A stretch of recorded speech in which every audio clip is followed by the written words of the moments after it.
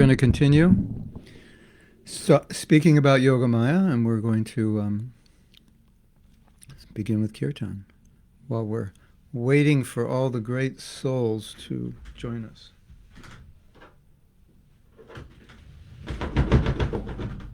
Radha Madhava Kunja Bihari Kupi Jana Vallabha Giri Baradhari. It's a big harmonium, isn't it?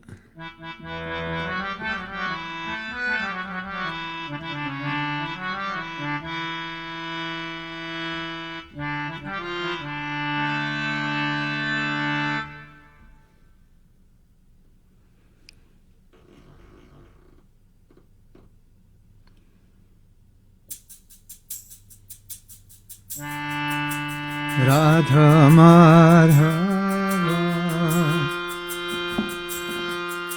Kunja Bihari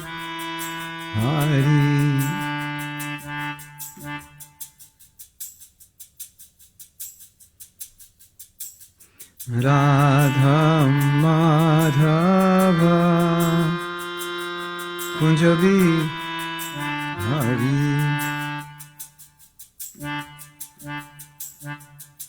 Vijana Vallabha Girivardhari Gopijana Vallabha Girivardhari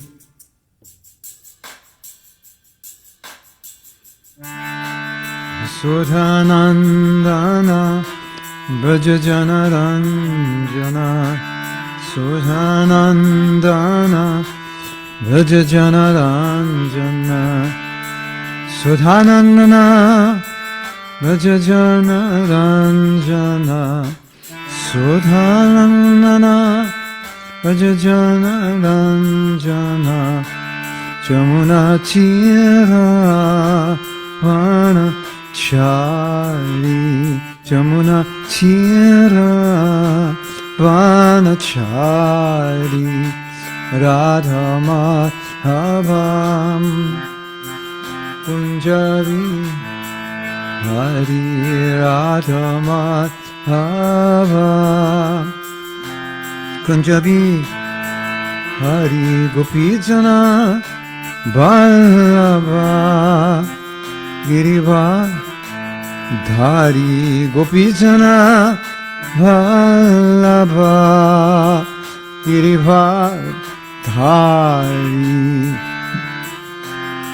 Shodhanandana Brajajana Ranjana Sudhanandana Brajajana Ranjana Jamuna Tira Vana Chari Jamuna Tira Vana Chari Radha Madhava Kunjavi Hari Radha Madhava Kunjavi Hari Radha Madhava Kunjavi Hari Hare Krishna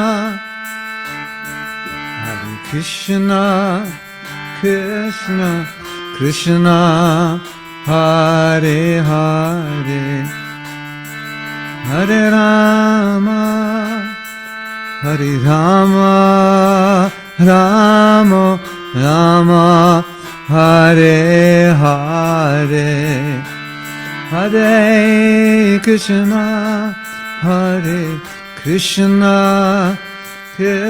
Krishna Hare Hare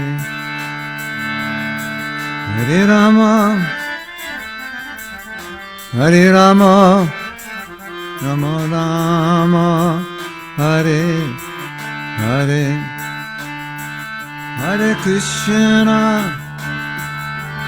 Krishna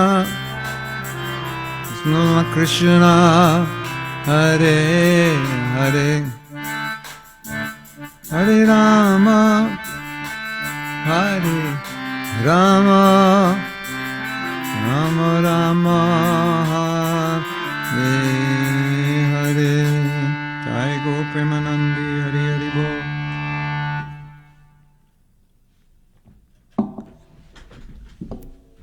Jai Go Premanandi, Hare Hare Bo. Hare Hare Bo, Hare Hare Bo. Srila Prabhupada ki jai. Namo Vishnu Padaya. Krishna Prishtaya Bhutale Srimati Bhakti Vedanta Swami Iti Namane. Namaste Saraswati Deve Gauravani Pacharine. Nirvisesa Sunyavari Paschatya Satarine. So I'm just going to bring up the document and then we will continue from where we left off. Welcome back, it says.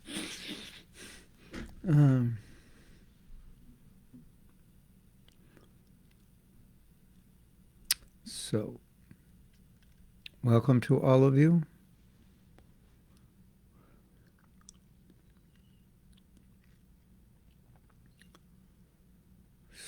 So, we are reading from Srimad Bhagavatam 10-9. O all auspicious Yogamaya, I shall then appear with my full 6 opulences as the son of Devaki, and you will appear as the daughter of Jashoda, the queen of Maharaj Nanda. So, this is Krishna speaking to Yogamaya, telling her to transfer Balaram from the womb of Devaki to the womb of Rohini, and telling her, you will take birth as the son of Jashoda.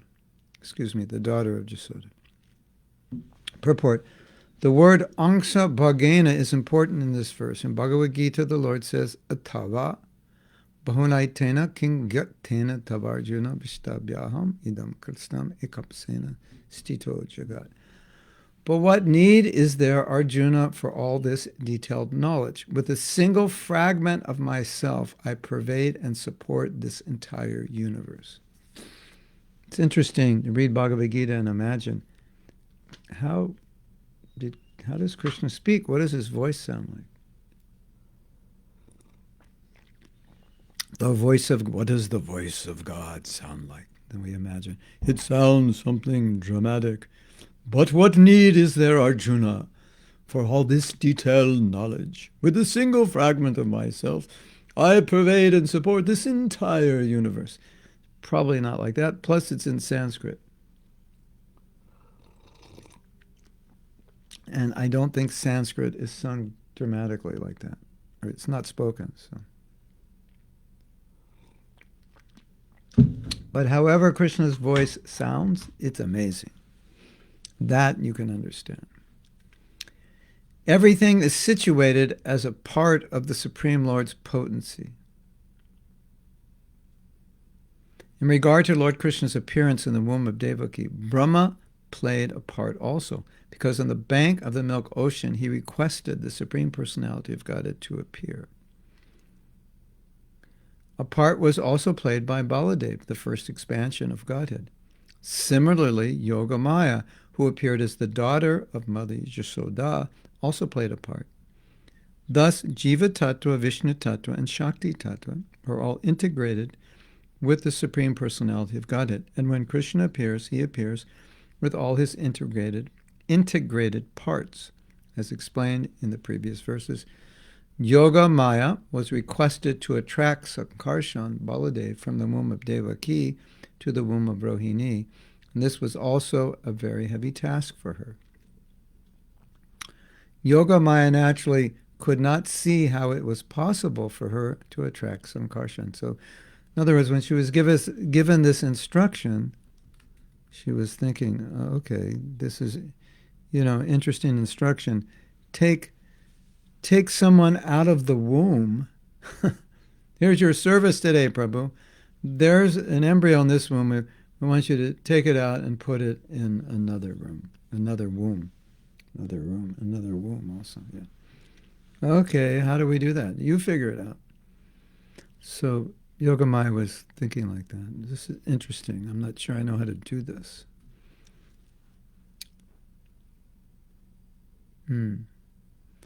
So we'll read that again.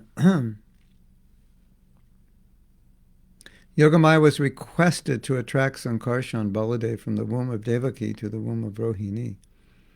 And this was a very heavy task for her. Yogamaya naturally could not see how it was possible for her to attract Sankarshan. Therefore, Krishna addressed her as Shubhe, auspicious, and said, quote, "Be blessed, take power from me, and you will be able to do it.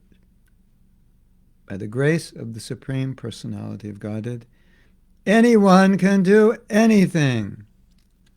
But don't jump off a big building to test it. At least not yet, till you have more faith. For the Lord is present in everything, all things being his parts and parcels, angsha bhagena, and increasing or decreasing by his supreme will." Well, I think we qualify this anything, say, well, Prabhupada said a devotee can do anything. I've been trying all day to jump to the moon. It's not working. Prabhu, you need more faith. If you just had more faith, you'd be off. Maybe that's true also. But specifically, what we're talking about here is things that you're being asked to do. Not just like, oh, let's jump to the moon type thing, or, Prabhupada said I could do anything, so I'm going to meditate on trees growing money. That's not what he means. He means that if the instruction of your guru or Prabhupada or Krishna comes to you, which of course is probably not going to happen directly, or Krishna, maybe you could say, reveals to us, if there's an instruction that Krishna wants, Prabhupada wants, your guru wants, then that instruction has power in it. So then you're connecting with that power by the mercy of the previous acharyas. Then there's we don't want to put limitation on what can be done, right?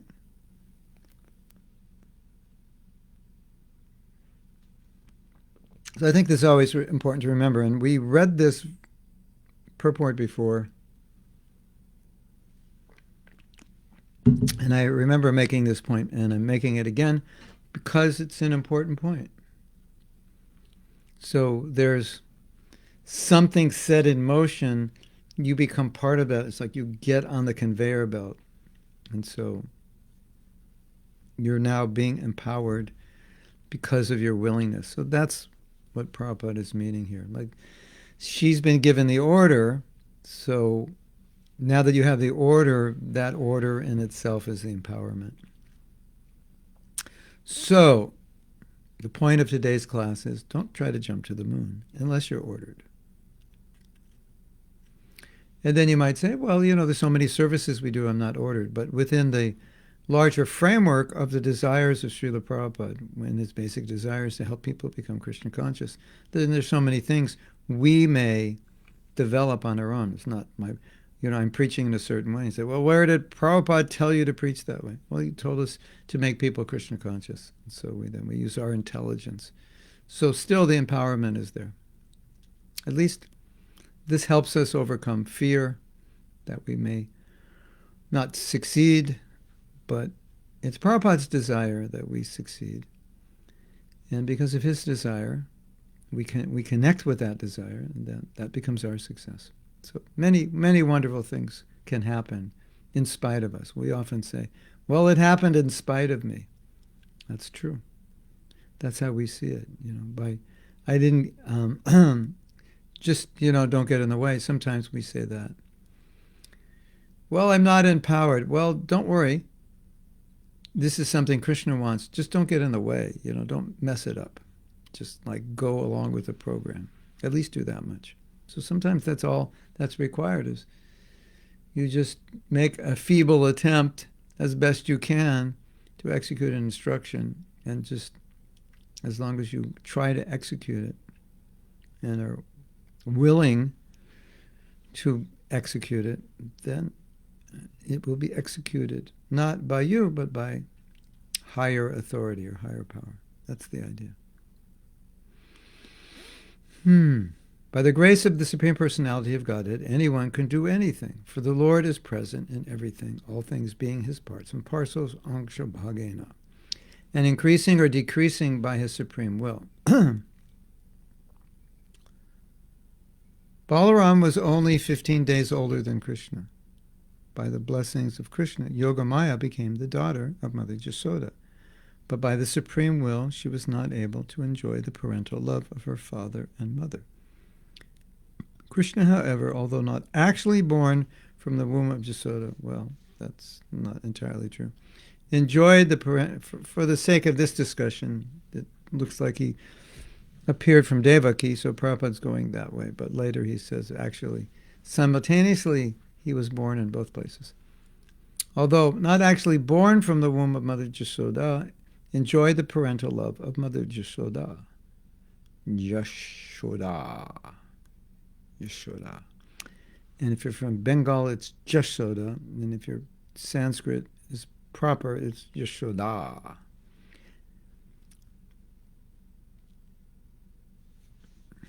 Krishna enjoyed the parental love of Mother Yashoda and Nanda. By the blessings of Krishna, Yogamaya was able to achieve the reputation of being the daughter of Mother Jashoda, who also became famous by the blessings of Krishna. Jashoda means one who gives fame. And we see here so many divine arrangements, but in this world, so many arrangements are out of our control. Karmically, things happen. So it's similarly, so many things happen, good or bad, beyond our control. So now we go to the next verse, 10:2:14. Thus instructed by the Supreme Personality of Godhead, Yogamaya immediately agreed. With the Vedic mantra Om, she confirmed that she would do what he asked. Thus, having accepted the order of the Supreme Personality of Godhead, she circumambulated him and started for the place on earth known as Nanda Gokul. There she did everything just as she had been told. Purport: after receiving the orders of the Supreme Personality of Godhead, Yogamaya twice confirmed her acceptance by saying, "Yes, sir, I shall do as you order." And then saying Om. Srila Vishwanath Chakravarti Thakur comments that Om signifies Vedic confirmation. Thus, Yogamaya very faithfully received the Lord's order as a Vedic injunction. It is a fact that whatever is spoken by the Supreme Personality of Godhead is a Vedic injunction, and that no one should neglect. In other words, obviously, if Krishna is telling you to do something, you're going to take it seriously. Although maybe we don't take seriously everything Krishna says in Scripture.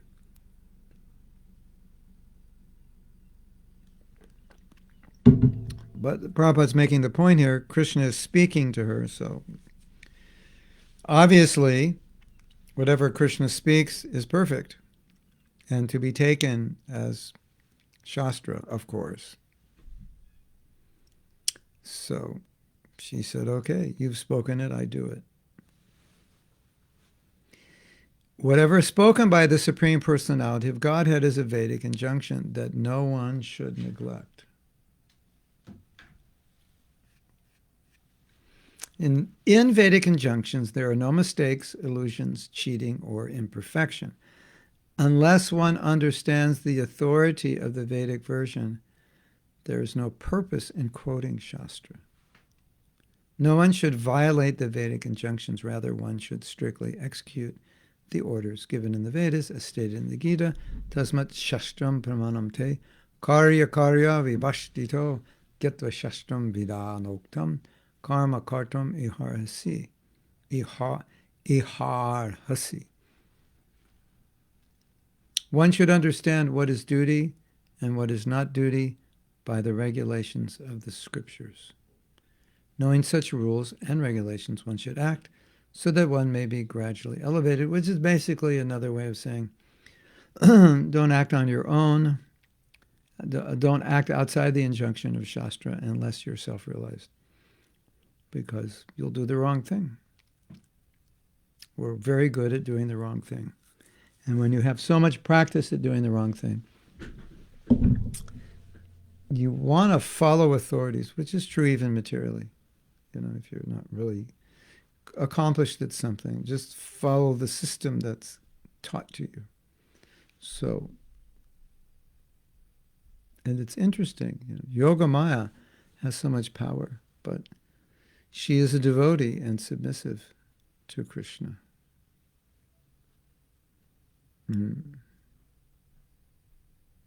Now, another interesting thing that comes up here, although I don't think it was Prabhupada's intention, but I had read something this morning that sparked this thought. Prabhupada says, unless one understands the authority of the Vedic version, there's no purpose in quoting the Shastra. So I was reading this morning about several events that took place during the time of Srila Bhaktisiddhanta. And I think it's very helpful to understand the history of the development of Gaudiya Vaishnavism. It gives more perspective. It gives more appreciation. And this particular story really gives perspective on the opposition to Srila Bhaktisiddhanta, and the opposition was coming from the caste Goswamis, called Jati Goshai, and the Brahmins. And as you know, you've heard, they were claiming that only those born in the family of Brahmins can be Brahmins and no one else. And Srila Bhaktisiddhanta was vehemently opposed to that idea because it's not based on Shastra. And there were several opportunities he had to expose these misconceptions. And he did it well, and they didn't like it because they couldn't defeat him. And as a result, they actually wanted to kill him because he was ruining their party of we're Brahmins, and you have to be, it was a monopoly, so who wants their monopoly broken? We have a monopoly of Brahmins, and now you're saying anybody can be a Brahmin? And we're saying, no, you have to be born in a Brahmin family. That keeps the numbers down. That keeps the monopoly going.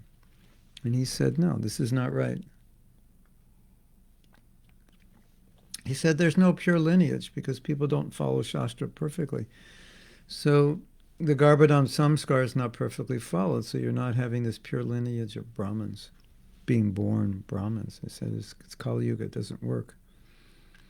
And then they opposed him at another later meeting. They said Lord Caitanya is not God. He's a devotee of God. So then he had to refute that. And to make matters more complicated and interesting and bewildering also, as you've probably heard, there was a meeting once to deal with this issue because the caste Goswamis were passing out pamphlets saying, only those born in Brahmin family are Brahmins. They're making this propaganda. So Bhaktisiddhanta was fighting it. And he was the head speaker. And they wanted to get rid of him. They actually wanted to kill him. Because I read this morning, when he was in Puri, he would just go up to people and tell them, say, excuse me, sir, these caste Goswamis are wrong. They're bogus. But the point I was, he was out there very strongly, very outspoken. But the point I wanted to make, which is really interesting, and I don't want to comment on it, I just want to throw it out just so you just get a sense of the difficulty in spreading Krishna consciousness. So the Vaishnavas were gathering together, and they said, we need to counter this propaganda. So they held a meeting, and it was just to discuss how to counter the propaganda and, solidify their conclusions and their shastric evidence. But these caste Brahmins got wind of it and they came. And so, there became a big thing. There's going to be a big discussion. And you may remember the story that Bhaktivinoda said, I'm indisposed, I can't go. And so Bhaktisiddhanta said, I will go. Bhaktivinoda Thakur's Diksha Guru was a caste Goswami. This is interesting, right? So some say Bhaktivinoda Thakur did not go and speak, because if he did, he would be speaking against caste Goswamism.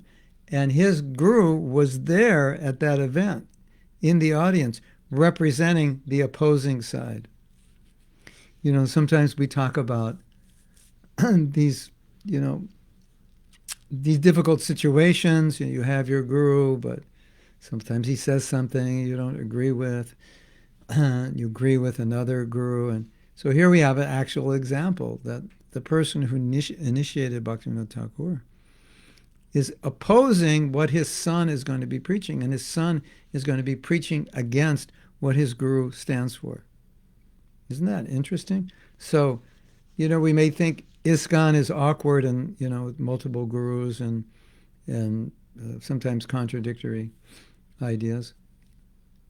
Or if, the guru maybe he's not following exactly. And here Bhaktivinoda Thakur had a guru who was a caste Goswami, who Bhaktisiddhanta was speaking against at this assembly. That's pretty interesting. And then, to make matters worse, or additional matters, just to show you how this, it's not just a problem in ISKCON. As I understand, Bhaktivinoda Thakur was preaching, but people are saying, well, he's not really a Vaishnava because he's not initiated. So he thought, okay, I have to get initiated. Who would he get initiated by? Either he needed to get initiated by a caste Goswami for people to respect him, or that was the only person who could initiate him. That was the only Vaishnava. And so Srila Bhaktisiddhanta did not like his spiritual master because he was a caste Goswami. This was kind of an awkward situation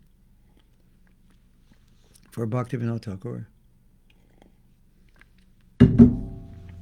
And one time, Bhaktivinoda Thakur was with Bhaktisiddhanta, and he paid obeisances to Bipin Bihari.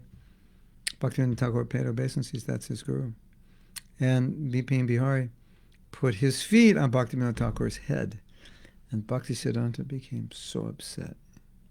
He said, do you realize who Bhaktivinoda Thakur is? And you put your feet on his head, you understand. He got so upset at him. So, difficulties around guru disciples are not unique. This was an awkward situation, wasn't it? Anyway, so I was looking at this, unless one understands the authority of the Vedic version, and then when I was reading that, I was thinking how you have so many pundits, learned people, and they have complete opposite ideas, either because they're prejudiced, or they lack knowledge, or they've been improperly trained. And so they grow up with improper training. You're Brahmin by birth, that's it. That's what they believe. That's what people think. So the authority of the Vedas comes through disciplic succession. It can't stand on its own, because then it's subject to all this interpretation. And we're looking at this and we're thinking, it's so obvious, it's there. Well, it's obvious to us because we heard from Prabhupada. The Siddhanta is obvious to us. Why isn't it obvious to others? So unless it's coming through a bona fide disciplic succession, it may not be obvious. And so you have the Vedas, but you don't have access to them. So Prabhupada's saying we should follow the Vedas and Vedic injunctions, but you can't follow them without a guru, bona fide guru. I just want to give you a little insight into the personality of, as a side point, as a little side dish, a little pakora on the side maybe. He would be invited to speak at different assemblies, and another assembly of these caste Brahmins, but they wouldn't let him speak more than 5 minutes. And after a few days he left. After 4 days he left. And those 4 days he didn't eat. And they said, why didn't you eat? The king, he actually left. It was in a king's palace where this debate was going on, or this I don't know what you would call it, festival. If they were afraid of him, they didn't want him to speak because he would undermine their whole Brahminical caste idea. So they limited him. Had to stop him from speaking. But he would speak, not on stage, but he would speak to different people. So he was having some influence. And after 4 days he left. He didn't tell the king. So the king felt so bad. You have a guest that's just leaving. He thought, I must have offended him. So he found him at the train station. He said, why didn't you leave? He said, I didn't have the opportunity to give you Krishna consciousness. No, he said, why didn't you? No, he said, why didn't you eat? And they were giving him all kinds of opulent food. He wouldn't eat it. He said, why didn't you eat? And he said, because I couldn't give you anything, so I don't want to take anything from you. I couldn't give you Bhagavatam. There was no opportunity to speak, so I don't want to take your food because I couldn't give you. That was one reason. And the other reason, he said, because I will have to take food with all these caste Brahmins, I'll get polluted. And the third reason, he said, your Brahmins are bogus, it's not prasadam. So he was, we say lion like guru. He was, his aim in life was to establish the Siddhanta, the truth. And where he saw untruth, he became like a lion. Yeah.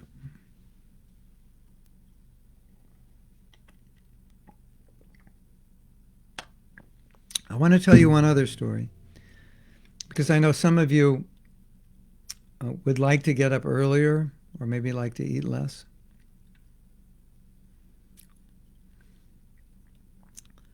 So there was a devotee. He wasn't a devotee at the time, but when Bhaktisiddhanta went to this program, this 4-day, 5-day program in the palace of a king, there was a young man who was a student that saw him there and said that he was eating rice once a day. He was sleeping on the floor. Well, he actually said, I never saw him sleep. I don't know if he slept.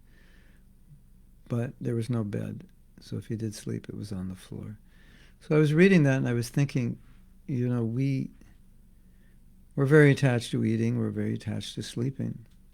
But by hearing about these sadhus, it puts things in perspective. I think, I can't get up early. I need my 7 hours, my 8 hours, my 9 hours, my 14 hours. And here Bhaktisiddhanta is like, at least we know when he did his 192 rounds for 9 years and 4 months, 192 rounds every day. That didn't leave much time for sleeping. And then I found out that while he was doing the 192 rounds, he was managing the yoga peeth. He was instructing people. He was giving lectures. Like, how much time? He must have chanted quite quickly. But even if he chanted quickly, how quickly can you chant 192 rounds? That's 16 rounds times 16, right? So, something like that.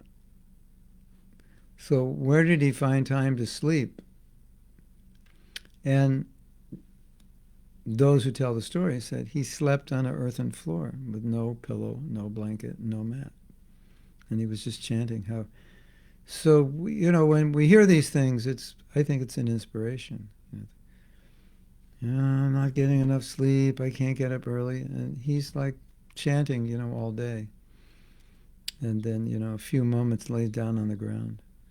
Okay, we can't imitate it, but certainly it puts our position into relative perspective of how much comfort we need and how we don't like austerity.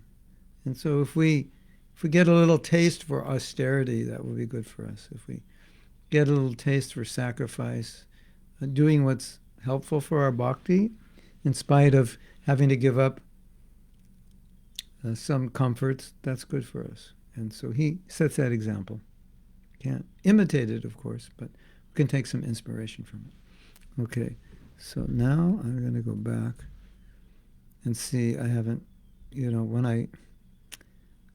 only problem of me speaking on my computer is that I don't see your comments while I'm reading. Whereas when I was on my phone, I had my computer and I could see your comments also. So I'm just going back to see if there's any discussion on what we're reading.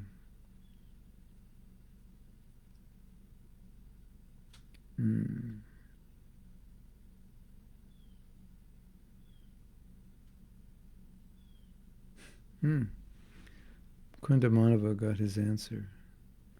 Balaram 15 days older than Krishna. Okay, sounds good.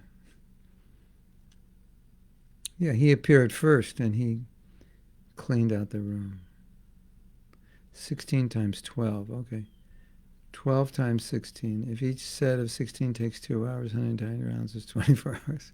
He must have been chanting quickly, indeed. Yeah, so let's say hour and a half per 16 times 12, that will give you, so if he does an hour and a half, then you have like 18 hours. Then you'd have a little extra time, right? 16 times 12.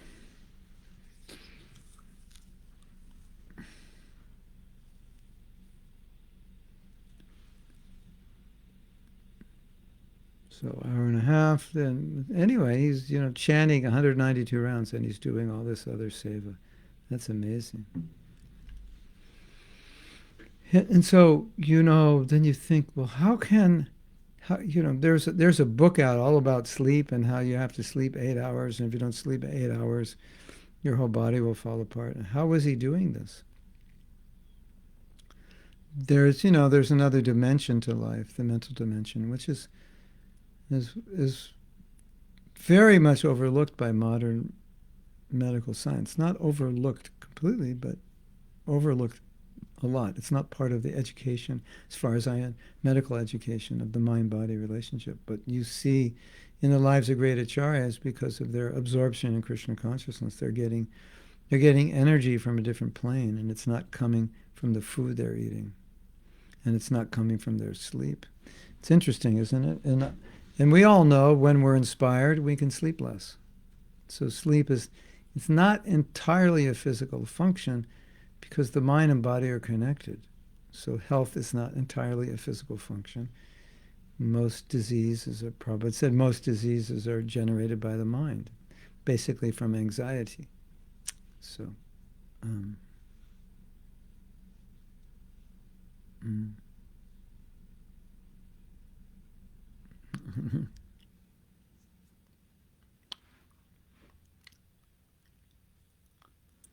Okay, let's see what Reshma says. She says, we try to sit down for mantra meditation about 3:45 a.m. Good. I do feel that by 2 p.m. at work, I feel a little tired, but feel happy, contented during the day. 10 till 2 a.m. is perfect time to sleep. 10 a.m., 10 p.m. to 2 a.m. Yeah, if you can do it. That's only 4 hours. I have the same problem, Reshma. I get tired in the day also. But the difference is I'm my own boss. So anyway, that's a devotee disease, falling asleep at any time, any place, because they're trying to reduce their sleep and they're not yet able to always do it well.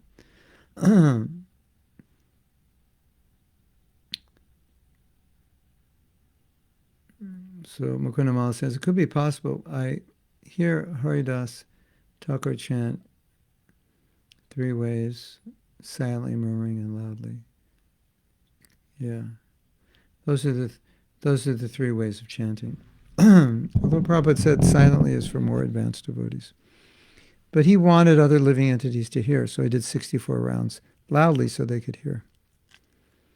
Then murmuring is the standard way. And that's what japa means. It means to murmur. And then silently, Prabhupada said, is for more advanced devotees. Or it's for more advanced devotees or for very sick devotees who have absolutely no energy, so they could hardly say the Maha Mantra, so they'll just chant in their mind. Or very sleepy devotees who don't have a lot of energy. But generally, it's Prabhupada said it's reserved for more advanced devotees. Okay, so we're going to continue reading. This is from 10:2:15. When the child of Devaki was attracted and transformed into the womb of Rohini by Yogamaya, this is Balaram, Devaki seemed to have a miscarriage. Thus all the inhabitants of the palace loudly lamented, "Alas, Devaki has lost her child." In other words, she was pregnant and then the embryo was moved to Rohini, so it looked like she had a miscarriage, which I guess it's a transcendental miscarriage, but not really in the true sense of miscarriage. Purport, all the inhabitants of the palace includes Kamsa. When everyone lamented, Kamsa joined in compassion, thinking that perhaps because of drugs or some other external means, Devaki had undergone this abortion. The real story of what happened after Yogamaya attracted the child of Devaki into the womb of Rohini in the 7th month of Rohini's pregnancy is described as follows in the Haribamsa. At midnight, while Rohini was deeply sleeping, she experienced as if in a dream that she had undergone a miscarriage. After some time, when she awoke, she saw that this had indeed happened, and she was in great anxiety. But Yogamaya then informed her, "O auspicious lady, your child is now being replaced. I am attracting a child from the womb of Devaki, and therefore your child will be known as Sankarsha." So Rohini had a miscarriage.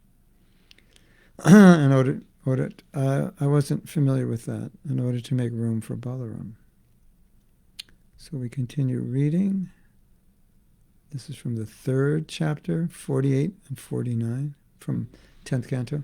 Thereafter, exactly when Vasudeva, being inspired by the Supreme Personality of Godhead, was about to take the newborn child from the delivery room, Yogamaya, the Lord's spiritual energy, took birth as the daughter of the wife of Maharaj Nanda.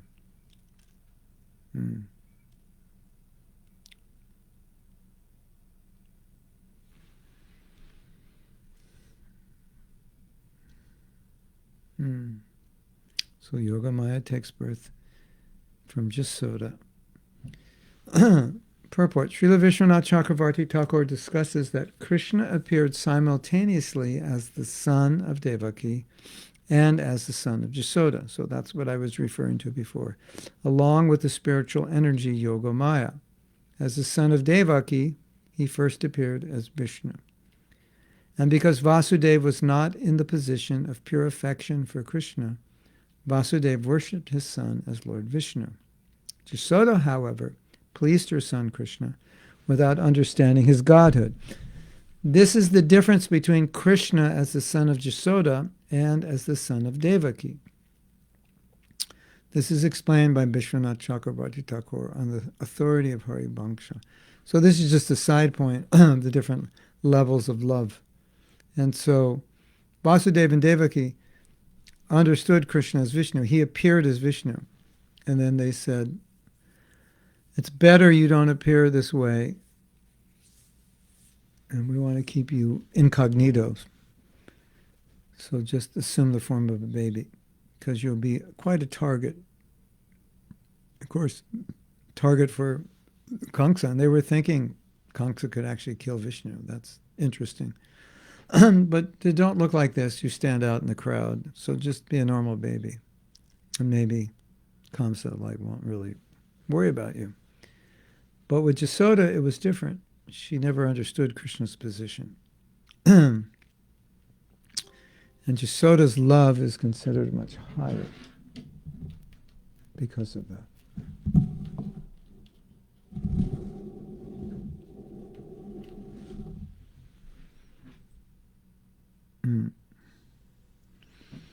So sometimes to understand what love of Krishna is, it's easier to just understand it through the different levels of devotees. And as they exhibit their devotion, we understand different levels. So here's just a comparative analysis between Devaki and Yashoda. Devaki had some affection like Yashoda, but also she understood Krishna's position as Vishnu, so that affection was greatly reduced or overcome by the on-reverence of Krishna's position. And although we worship Krishna with on-reverence, the ultimate goal is to achieve spontaneous devotion in one of the four rasas.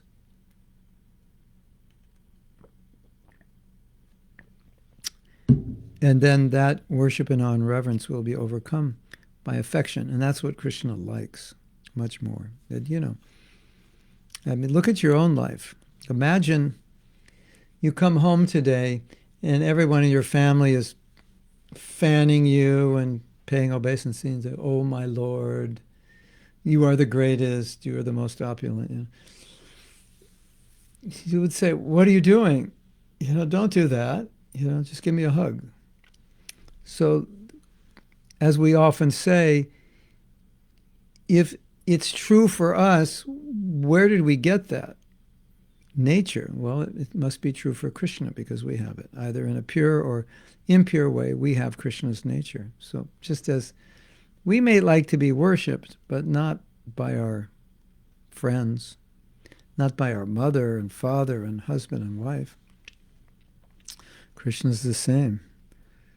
So therefore, the devotees who just love Krishna without understanding his godhood are more dear to Krishna because Krishna is attracted by love, just as we are. And you can be honored, but being honored is just really, at least for us, it's just a form of material gratification. But love is different. And that's why Krishna appreciates the devotees who don't know that he's God. He doesn't want them to know that he's God. That would be the worst thing that could ever happen, that they found out. He doesn't want them to know. Of course, the way Yogamaya potency works is that even if they find out, it doesn't matter because they don't care. They just love him. He doesn't have to be God for them to love him, and if they find out he's God, it doesn't really matter to them. Whatever. Do you know Krishna's God? Yeah, whatever. It doesn't matter. I don't care. What if he's not God? That doesn't matter. I don't care. I would just love him. That's what Lord Caitanya has come to teach. How to love Krishna in that way. But you have to love Krishna the other way before you can love Krishna that way. Otherwise, it will be artificial. It'll be artificial, and it won't mature. But the goal, just like we always say, you have to know what the goal is. But while you know what the goal is, you have to know where you're at. Okay, here's where we're going on the map. Well, where are you? Oh, I'm here. Okay, now you know where to go. You can't know where to go unless you know where you are. If you just look at the goal and don't know where you are, that doesn't help, right? So this is the goal, to love Krishna, not as God, but in one of the four rasas. But where am I now? Right now, I don't know what my rasa is, so I worship Krishna in on reverence. That is according to my qualification, and as I advance, then the hankering to worship Krishna in one of these four rasas will develop. But you know all this. Most of you know all this. Right? Okay. We're getting to read a lot. I have some program, I'm not exactly sure what it is, with devotees in Goa at 9:30. So I will have to end a few minutes before 9:30. I don't even know what we're going to talk about. Sometimes people ask me to give classes or interviews, and I don't pay attention to what we're going to talk about, usually because they're not going to ask me anything that would be difficult to answer. So we're having some discussion, and I don't know what it's about. I can't tell you, and I don't know if it's open for everyone, although I could give you the info, the Zoom info. I mean, it might just be an interview that's, I don't know. I'm not going to give it to you. I don't know. It might just be an interview that's going to be broadcast later. Something like that. Okay, so this is 10.3.51. When Vasudeva reached the house of Nanda Maharaj, he saw that all the cowherd men were fast asleep. Thus he placed his own son on the bed of Yashoda, picked up her daughter, an expansion of Yogamaya, and then returned to his residence, the prison house of Kamsa. So, what's going on here? Well, he wants to put Krishna in a safe position, and he wants, Yashoda doesn't know if she had a son or daughter, so he's like, okay, well, I'll take your daughter. You won't really know what happened, and then we'll fool Kamsa. So it was a good plan. I don't, recommend, doing this. Don't do this at home. Go steal babies and put one baby and take another. But this is transcendental. Purport. Vasudeva knew very well that as soon as the daughter was in the prison house of Kamsa, Kamsa would immediately kill her. But to protect his own child, he had to kill the child of his friend. Nanda Maharaj was his friend, but out of deep affection and attachment for his own son, he knowingly did this. So he was thinking, this child he's taking is going to be killed. But he was so attached to Krishna. It was like, I'm going to take my friend's baby, and they'll get killed. I can't stand that Krishna would be killed. Interesting, right? Let's read that again. That's interesting. I don't remember reading. Did we read this far? I don't remember reading that.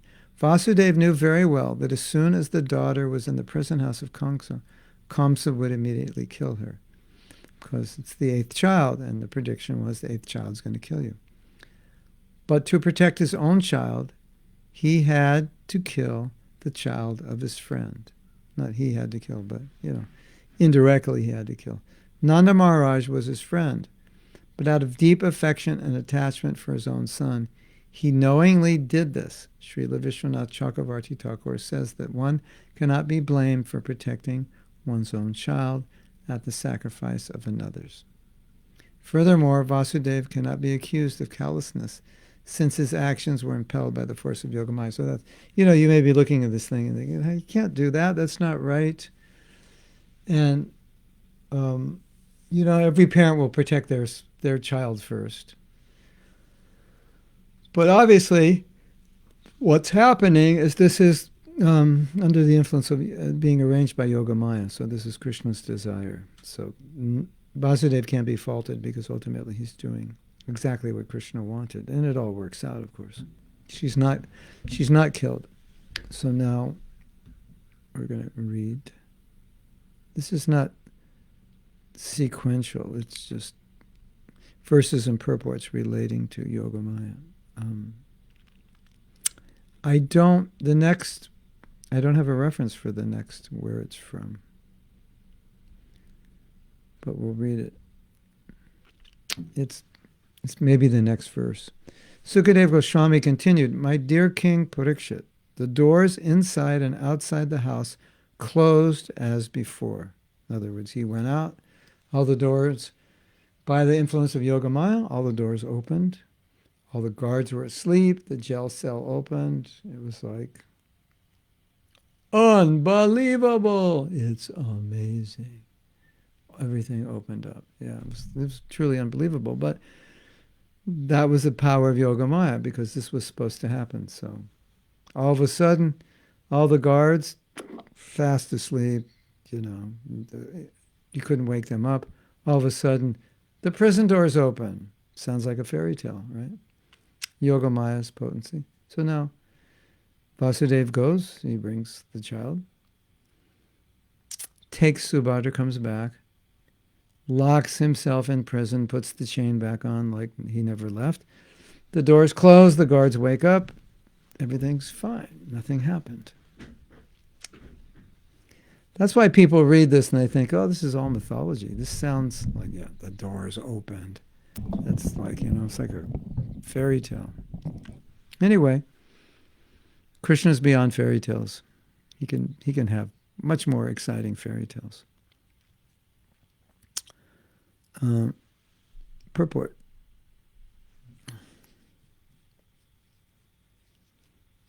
Let's read it again. I don't think I read the second part. My dear King Parikshit, the doors inside and outside the house closed as before. Thereafter, the inhabitants of the house, especially the watchmen, heard the crying of the newborn child and thus awakened from their beds.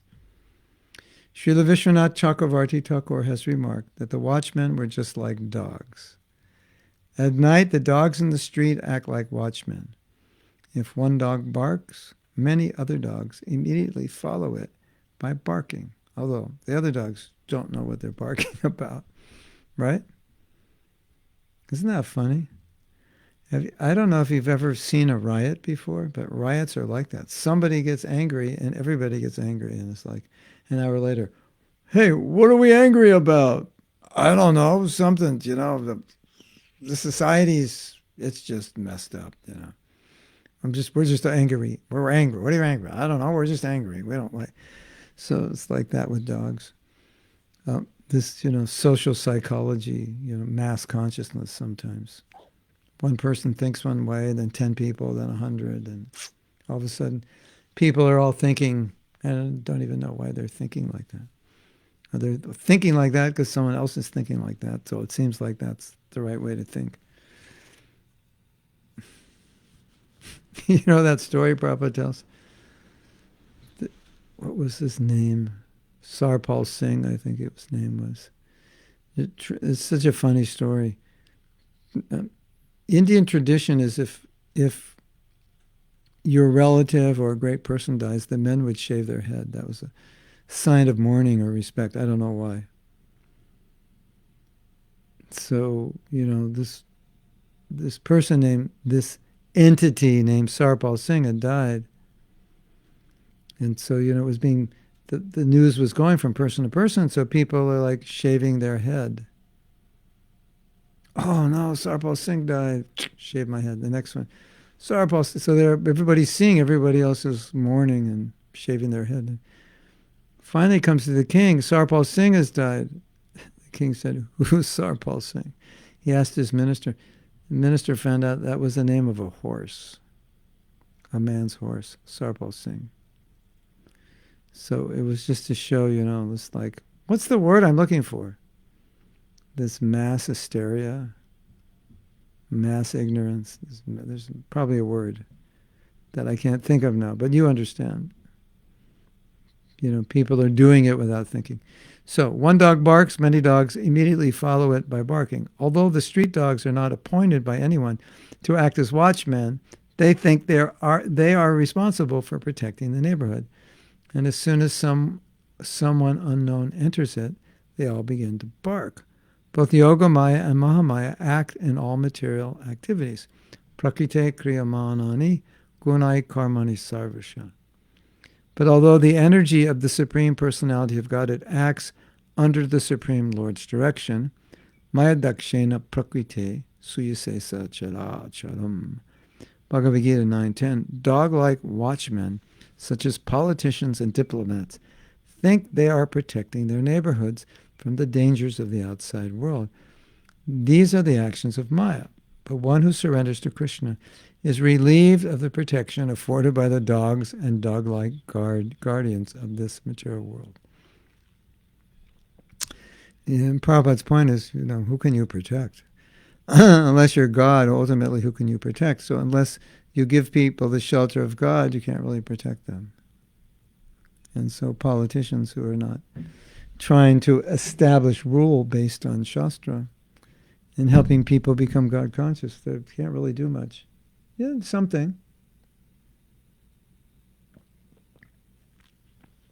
But ultimately, who's protecting?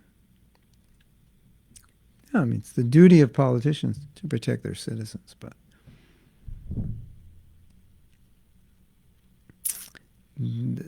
they can't perfectly protect. Okay, so now 1049. So what happened was Kamsa got the news. The 8th child of Devaki has been born. So his strategy was, well, he heard that the 8th child of Devaki would kill him. Of course, that's an omen, whether it's true or not. Anyway, he was going with that omen. He took it as reliable. And his strategy was, well, before this child kills me, and he's assuming it's a he, before this child kills me, I'll kill it, and I'll be safe. So he saw the child, picked up the child, took the child in, was intending to throw the child against a rock and kill it. Can you imagine? What kind of person would do that? And she slipped out of his hands and then manifested her form as Durga. When I was young, we had a commercial, and the line from the commercial was, "Sorry, Charlie." Now, I don't know if that's a common statement now in America or anywhere where they speak English. Do you know how to get to this place? Sorry, Charlie. At least we used to say that when we were kids. Commercials like to get in your brain. So it was kind of like the same thing. He thinks he's just going to kill this baby and the business is finished. And so she gets out of his grip and manifests Durga and says, "Sorry, Charlie, you got the wrong person here." And then she tells him, the person who's going to kill you is not here. He's somewhere else. So you're still in trouble, and you're not going to be able to kill me. So you have problems. So that's what's going on. So we'll read the verse. The child, Yogamaya Devi, the younger sister of Lord Vishnu, slipped upward from Kamsa's hands and appeared in the sky as Devi, the goddess Durga, with 8 arms, completely equipped with weapons. Or we could say, "Okay, Kamsa, you want to fight? I got 8 weapons. I'm ready." So in other words, Kamsa was like, "Oh my God." Well, I don't know if he believes in God. "Oh my gosh. I got myself in trouble here." Kamsa tried to dash the child downward against a piece of stone, but since she was Yogamaya, the younger sister of Lord Vishnu, she slipped upward and assumed the form of the goddess Durga.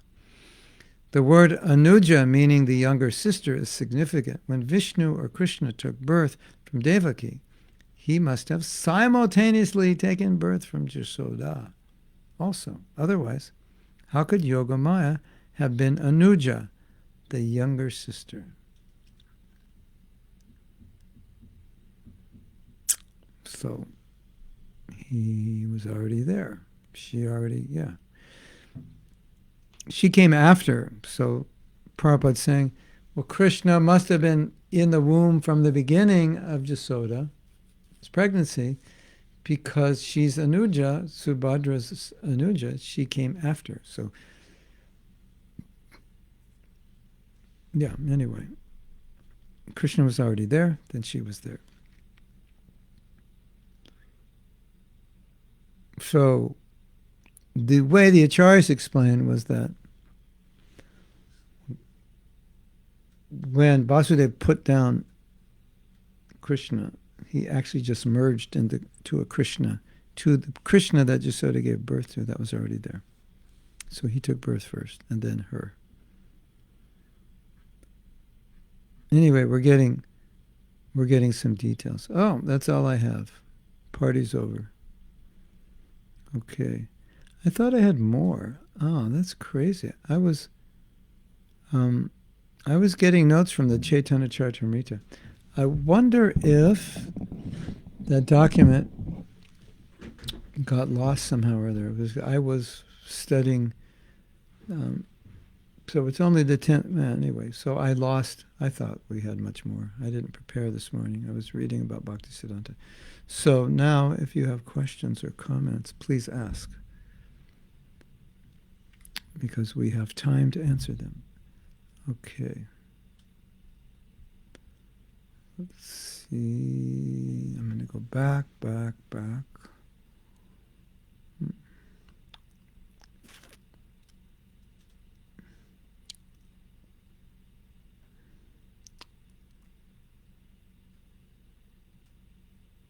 Okay, so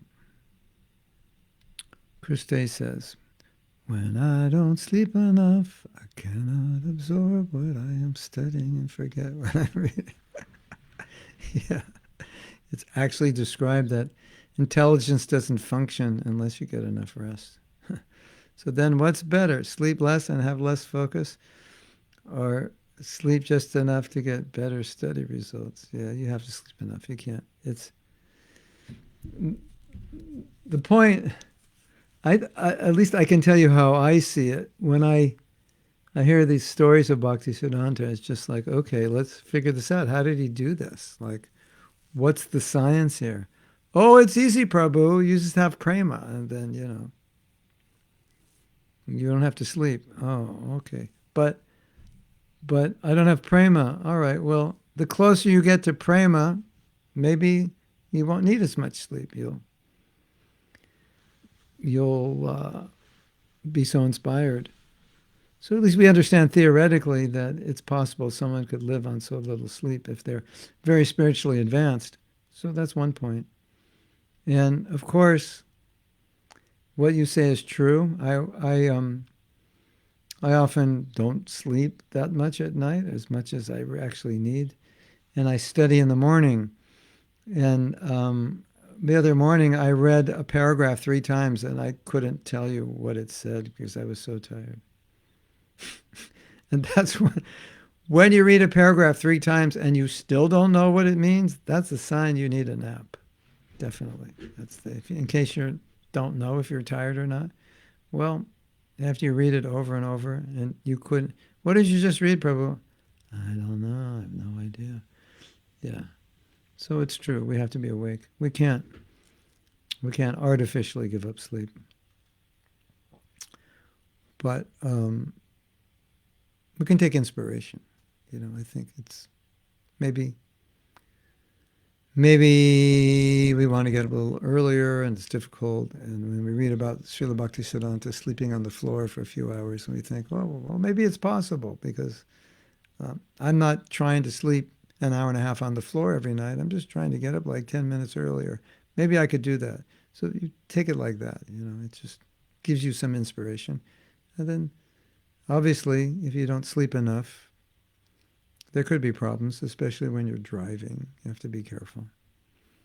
When you're working and being paid, they're not paying you to sleep on the job. So, yeah.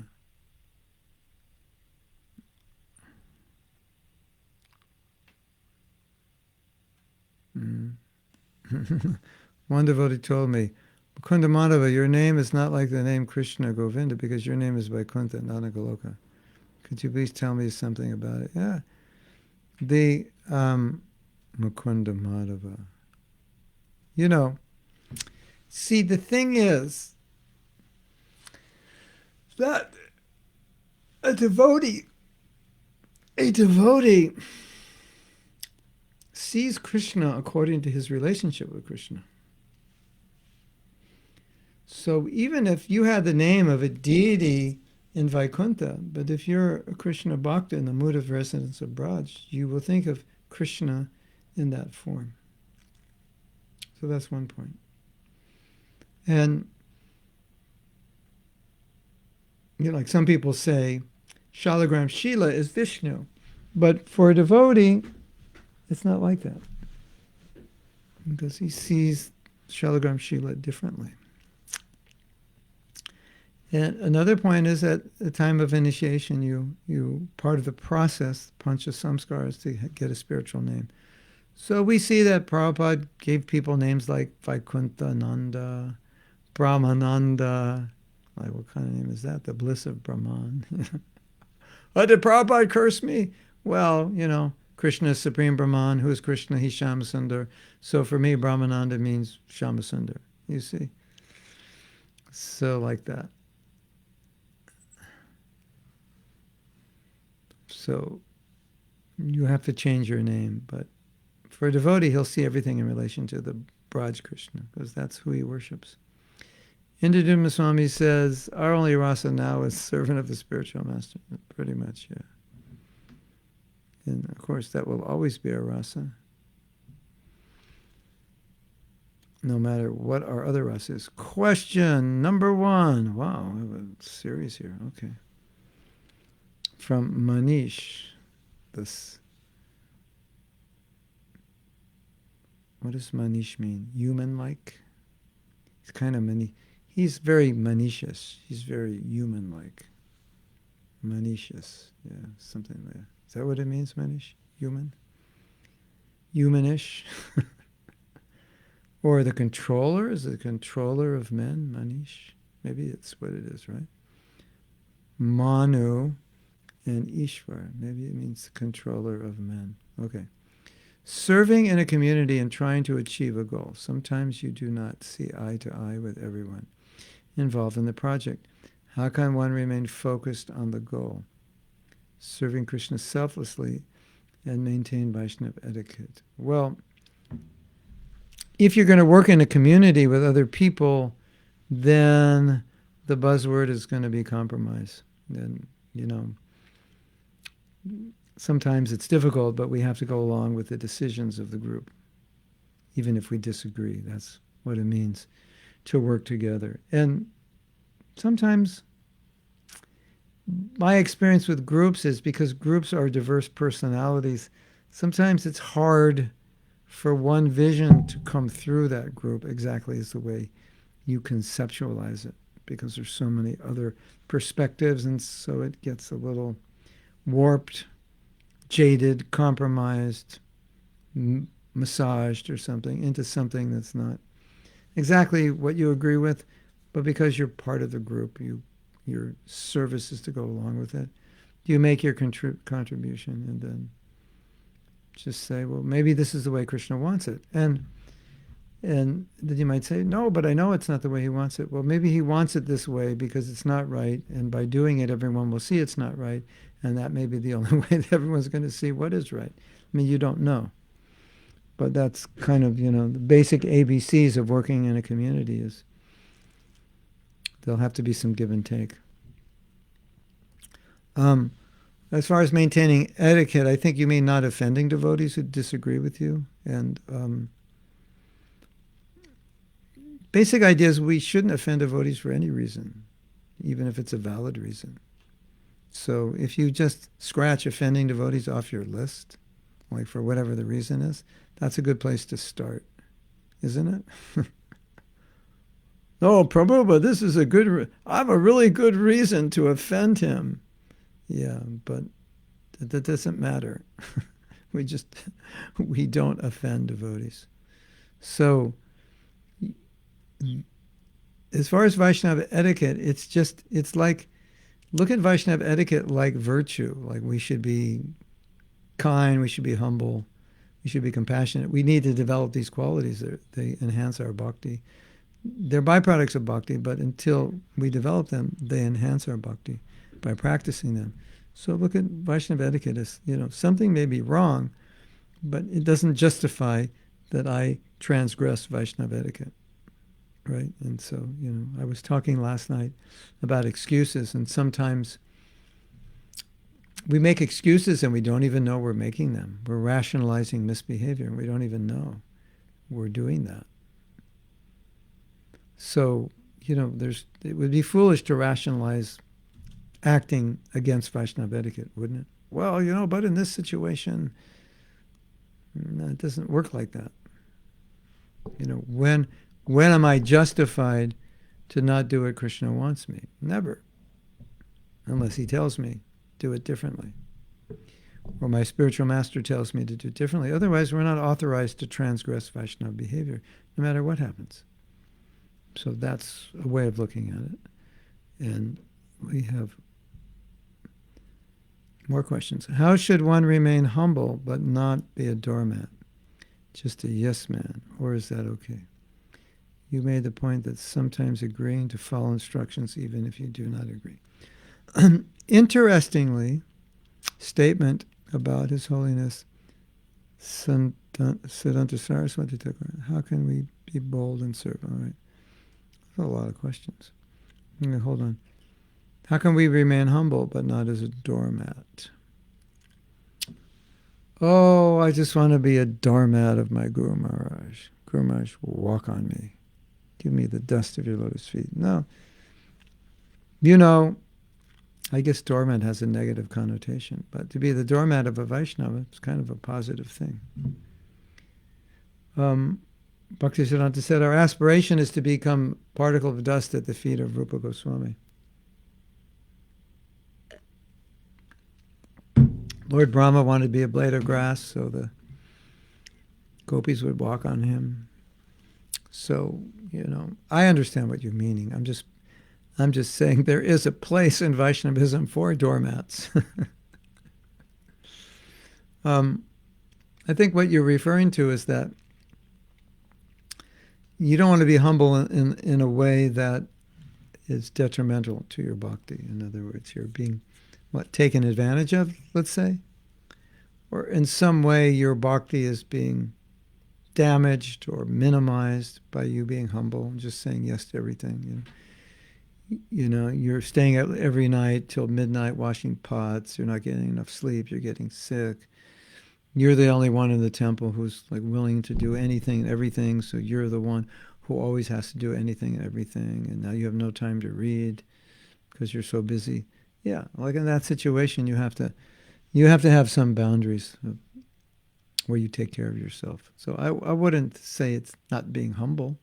It's to say some boundaries to protect yourself if you feel like the doormat syndrome. What do you do if you're suffering from the doormat syndrome, where people just push you around like a doormat? Then you may have some boundaries, but being a doormat is also a very exalted position as well. So you have to see if it's helping you or hurting you. And it may be hurting you only because you have the wrong attitude. And it may be hurting you because it's actually hurting you. It's actually minimizing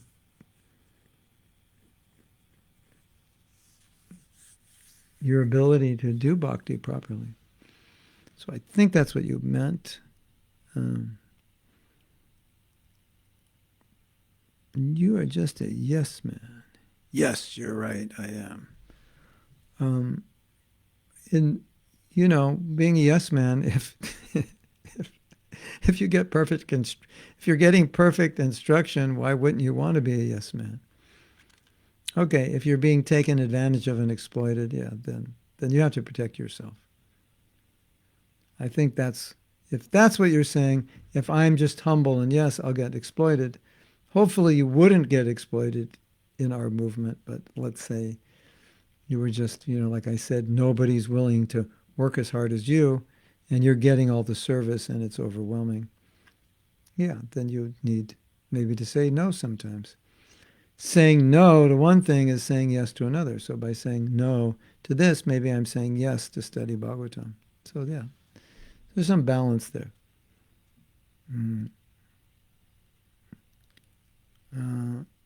Bhaktisiddhanta.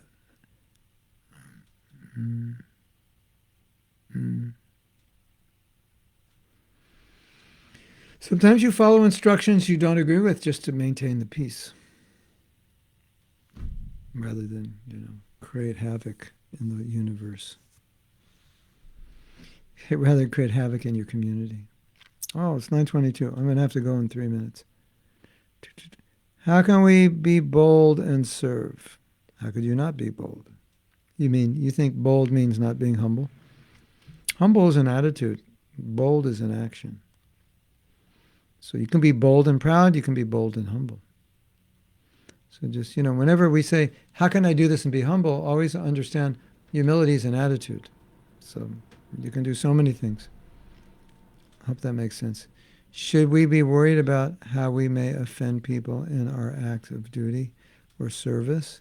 engagement with devotees. But definitely, we don't want to defend devotees. And if we should be conscious, yes, obviously, if I offend people, they won't become interested in Krishna consciousness. But sometimes in preaching, we will inadvertently offend people because we just have to say, "There's God." Well, I don't believe there's God, and I don't like you because you believe in God. Oh, I'm sorry, I can't change that reality that there is God, and I can't give a lecture and say that there isn't God. And if it upsets you, I apologize, but I'm representing the teachings of the Bhagavad Gita, and that's what it says, and that's my duty. And if you don't like it or accept it, that's fine. You have your free will. So sometimes you can't be avoided. And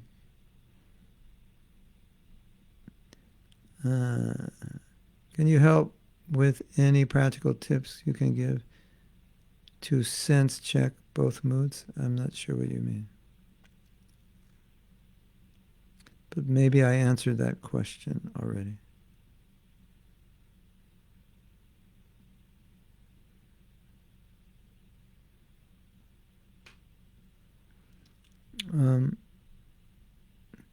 Manish, you can Facebook me if you want, if I didn't answer everything. That'll be easier than me emailing you, because I'm not sure exactly what more you want to know. Yeah. It's a mob mentality, maybe the term you're looking for. Groupthink is another way. Yeah, maybe it's groupthink. Mob mentality, yeah, groupthink. Herd mentality, yeah. There's a Chinese saying, one dog barks and all the dogs bark, but I don't know if it's Chinese, and all the dogs that are barking have no idea why they're barking. They're just barking because the first dog is barking. Yeah, he's great. Yeah, he's the best. Yeah, he's great. He's great. And everyone's like, why is he great? Because he is. Okay, he's great. Like nobody knows.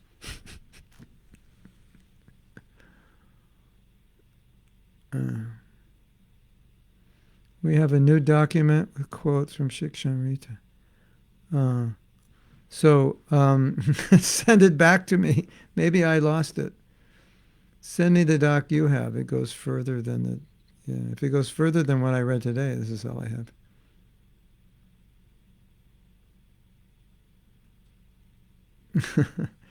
If you read a paragraph 3 times and you still don't know what it means, it may mean you're a mathematician. Math papers are very dense, difficult to understand on the first read. Yeah, I used to study geometry like over and over again. I have to leave. Can you save your questions for... Oh, we have one more question. Okay. In this life, we serve Radha, Krishna, Lakshmi, and Narayan mood according to conception and Prabhupada. It's possible. Does life develop more deep levels? Yes. Vatsala, Baba, Murda? Yes. You should want to. It's called Raganuga Bhakti. It's the same to think humble and tolerant? Yes. Or apply the same... Yeah, humility comes with tolerance. Tolerance comes with humility. I must leave you all and join. What's my next Zoom conference for the devotees in Goa? So I'm going to go to Goa now, if that's okay. I just got a video. It said that one of the ways you cure COVID is to stay in the obeisances position. On your knees, not flat, and stay in your obeisances position for like 10 hours a day. And it gets the phlegm out of the lungs. Interesting, right? Just thought I'd share that. Okay, as we say in America, I'm out of here. I'm out of here and I'm zooming into Goa. Hare Krishna to all of you.